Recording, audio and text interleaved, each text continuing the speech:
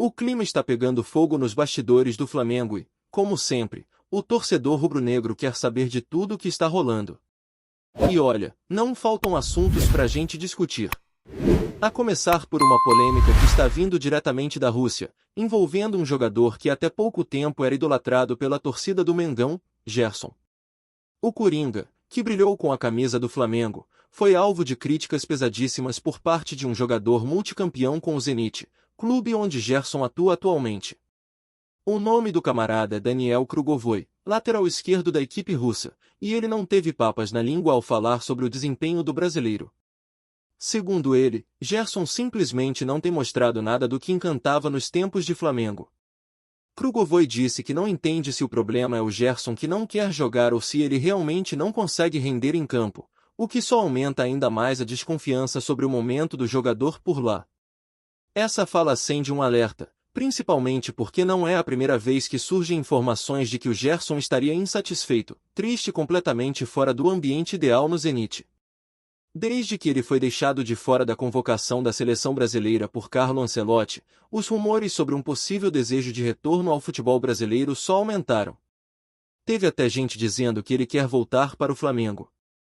Mas aí entra outro ponto, pela maneira como aconteceu sua saída do clube, com problemas de bastidores envolvendo seu pai e parte da diretoria, é difícil imaginar que um retorno seja viável neste momento, especialmente enquanto essa atual gestão estiver no comando. A verdade é que a relação ficou arranhada, e isso pesa muito numa eventual negociação futura. E vamos ser sinceros, o Gerson poderia ter escolhido melhor seu destino. Talvez a ida ao futebol russo, nesse momento de carreira, tenha sido um passo arriscado demais, e agora ele está colhendo as consequências. Enquanto isso, por aqui, o Flamengo segue a todo vapor. Os jogadores que estavam servindo suas seleções durante a data FIFA estão de volta. Jorge Carrascal, Samuel Lino, Gonzalo Plata e Matias Vina já se reapresentaram no Ninho do Urubu para iniciar os trabalhos de olho no próximo desafio do time. Todos eles foram liberados do treino anterior por conta das partidas realizadas até terça-feira, mas agora já estão de volta à rotina de treinos, se colocando à disposição do técnico Felipe Luiz. A grande dúvida, no entanto, gira em torno de Bruno Henrique. O clube aguarda a resposta do STJD sobre o pedido de efeito suspensivo da punição que o jogador sofreu. Caso o efeito seja concedido, ele poderá ser relacionado para a partida contra o Juventude, em Caxias do Sul. Se não for liberado, a tendência é que Michael, que estava sendo deixado de lado nas últimas convocações, volte a ganhar uma chance entre os relacionados. E por falar em Felipe Luiz, o ex-lateral segue dando seus primeiros passos como treinador do time principal com muito profissionalismo e atenção aos detalhes. Mesmo com pouco tempo de trabalho, ele já começa a mostrar suas ideias e conta com um elenco praticamente completo para montar a equipe que vai tentar, mais uma vez, quebrar um dos maiores tabus recentes do clube, vencer o Juventude fora de casa. O jogo acontece neste domingo, às 4 da tarde, no estádio Alfredo Jaconi, e a expectativa é grande. O Flamengo nunca teve vida fácil em Caxias do Sul e sabe que precisa de uma atuação segura para sair de lá com os 3 pontos. Mas nem só de campo vive o Flamengo.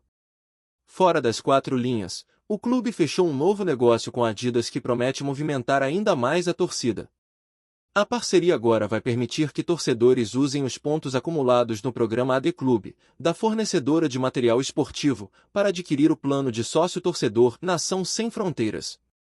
Isso significa que quem mora fora do Rio de Janeiro, especialmente em outras regiões do Brasil, poderá converter suas compras na Adidas em pontos e, com isso, se tornar sócio-torcedor do clube. Uma jogada inteligente, que fortalece ainda mais a presença nacional do Flamengo e cria uma ponte direta entre consumo e fidelização.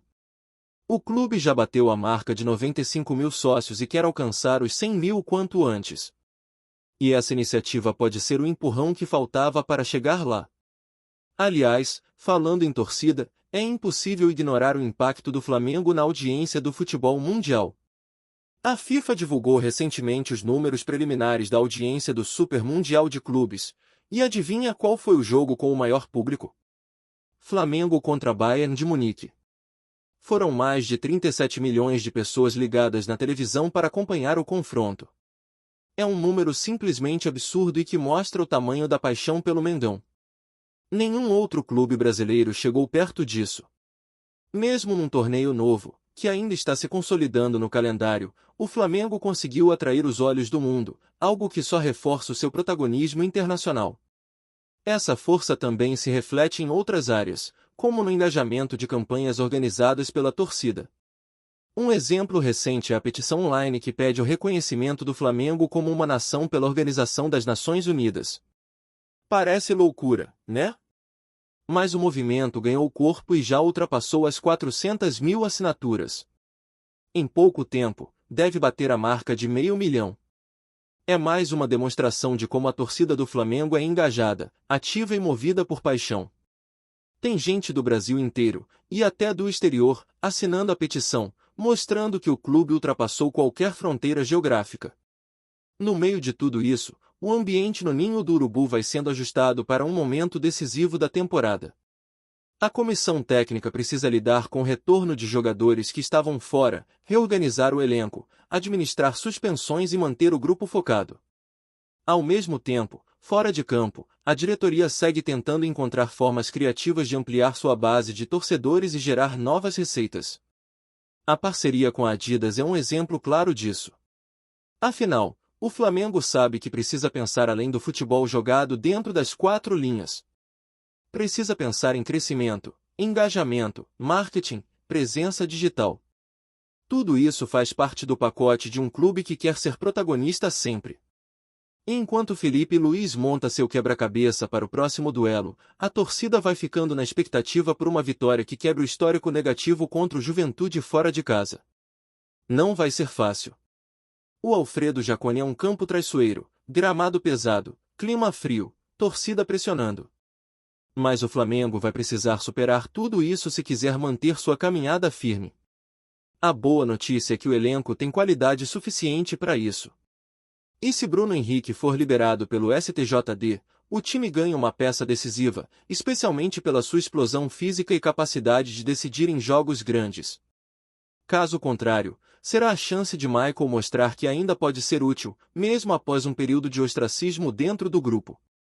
Toda essa movimentação mostra que o Flamengo está em um momento de transição e amadurecimento. Um novo treinador, novas ideias sendo implementadas, jogadores buscando espaço, outros tentando recuperar o bom futebol, e o clube se reposicionando no mercado com acordos estratégicos.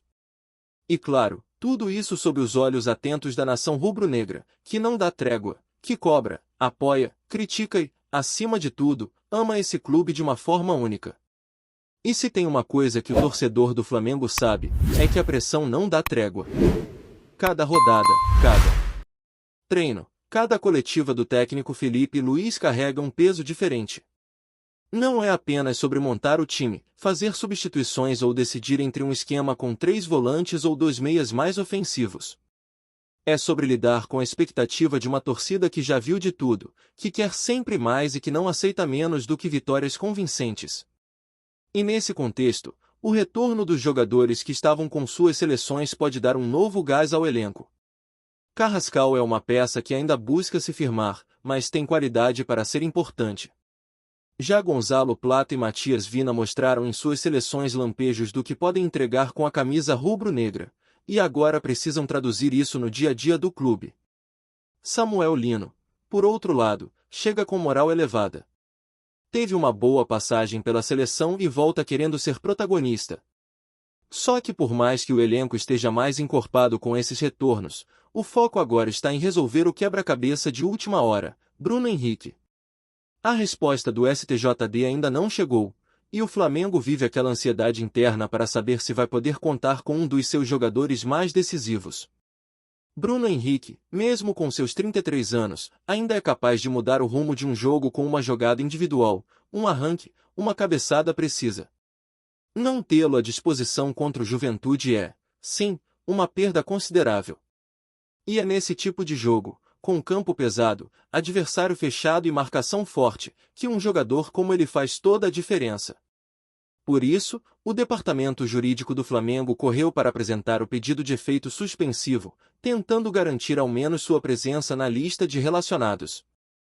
Mas a situação serve também para abrir espaço para reflexões dentro do elenco. Michael, por exemplo, tem uma oportunidade de ouro nas mãos. Há semanas ele não é sequer relacionado, ficou atrás nas escolhas técnicas, mas agora pode ter uma chance real de voltar a campo. E quando se trata de um jogador que já foi tão importante em temporadas anteriores, é sempre bom lembrar do potencial de desequilíbrio que ele pode oferecer. Rápido, driblador e com faro de decisão em jogos complicados, Michael precisa encarar esse momento como um renascimento. Não só para ajudar o Flamengo, mas também para reencontrar o seu melhor futebol e talvez até reescrever seu papel no time. Enquanto isso, a movimentação de bastidores continua intensa. A diretoria sabe que essa reta final de temporada exige planejamento, organização e, acima de tudo, inteligência. A parceria com a Adidas foi um exemplo de como é possível inovar e, ao mesmo tempo, valorizar o torcedor. O programa de pontos que agora pode ser convertido em plano de sócio-torcedor é uma jogada que mira diretamente em um público que muitas vezes se sente distante fisicamente do clube. Aquele torcedor do interior do Nordeste, do Centro-Oeste, do Sul do país, ou até do exterior, que sempre quis contribuir mais com o Flamengo, mas não via sentido em pagar por algo que parecia voltado só para quem mora no Rio. Agora essa barreira começa a cair. E isso, em termos de engajamento, é um passo gigantesco. E não para por aí. Essa mobilização da torcida em torno da petição para reconhecer o Flamengo como uma nação é, no mínimo, simbólica. Por mais que a iniciativa seja encarada por alguns como algo informal ou até folclórico, ela carrega uma mensagem muito clara: o Flamengo é muito maior do que um simples clube de futebol. É um fenômeno cultural.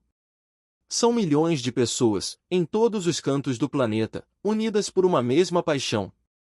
Quando mais de 400.000 pessoas se mobilizam para assinar algo desse tipo, é porque o sentimento vai muito além do campo.